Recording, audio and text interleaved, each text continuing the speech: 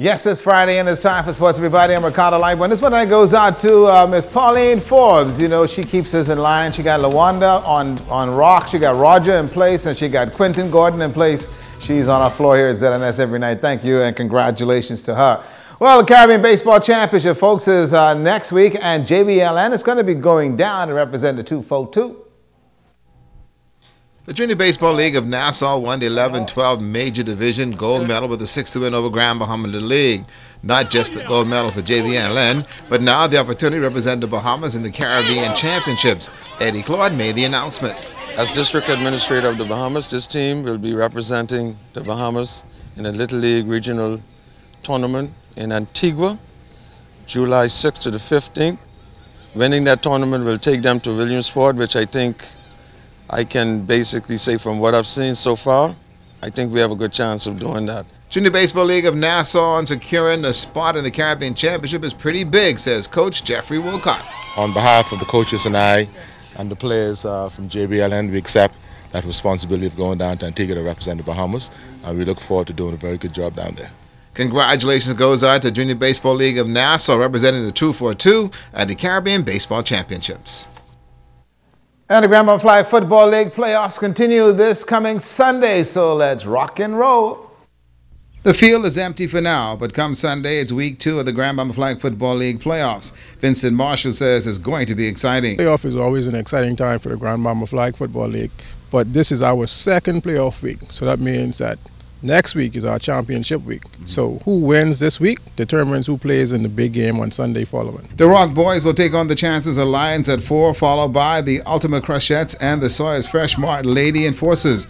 The Grand Key Sharks and Ocean Motion Shipwreckers will play the feature. Vincent summed up the season. The league is constantly growing. We do have growing pains like everything else, but the important thing is to take notice of the shortfalls and improve them the following season. So that's what we've really been doing. We're trying to figure out what went wrong, how to fix it, and we try to correct it in the following season. The Grand Bahama Flag Football League will also hold its 8th annual invitational tournament the August Monday holiday weekend, and everyone is in. We have commitments from the Abaco Flag Football League. We also have commitments from the Exuma Flag Football League, as well as, we always have New Providence come down. So this would possibly be the first time we have all 4 functioning flag football leagues in the country participating in one tournament. And all Big O Jones' senior funeral, folks, is tomorrow, and that's going to be at 1 o'clock at the Community Holiness Church down there in Martintown, Igma Rock. His friends, teammates also say Big O was a very special individual. The passing of All Big O Jones left many of his teammates stunned and grieving.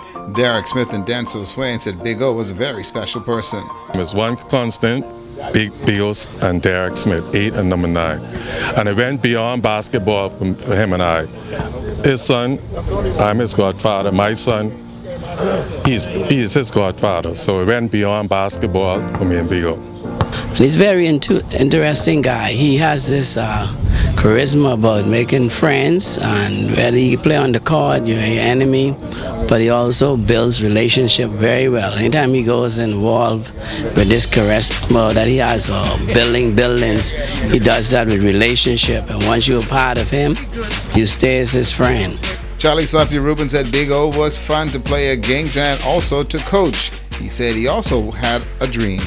One thing Big O and I had is he always wanted me to coach his son, because his son and my son went to Mary Star together. He always wanted me to coach his son, but I didn't get a chance to coach him, because when he came up to Catholic High, I had left and went to work for the Ministry of Tourism, and I'm sorry I never got that chance. For Oral Big O Jones Jr., his dad was bigger than life, and the guys that played with him said it all. Big O was Big O.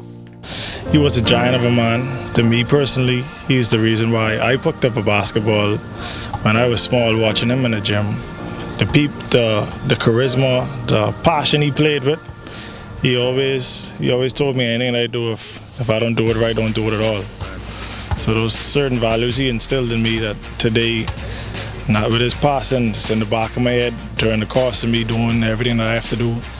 And further in life, I always can have him on my shoulder looking out, well, you got to do this, you got to do that, and you have to give it your best. And Big O was one of those guys who always had a smile. He was actually a gentle giant. And to all of us who's going to be down there tomorrow, they've come from far and near to say farewell to one of the better ball players and better human being that we've ever met. Gonna miss the big guy. That's sports tonight.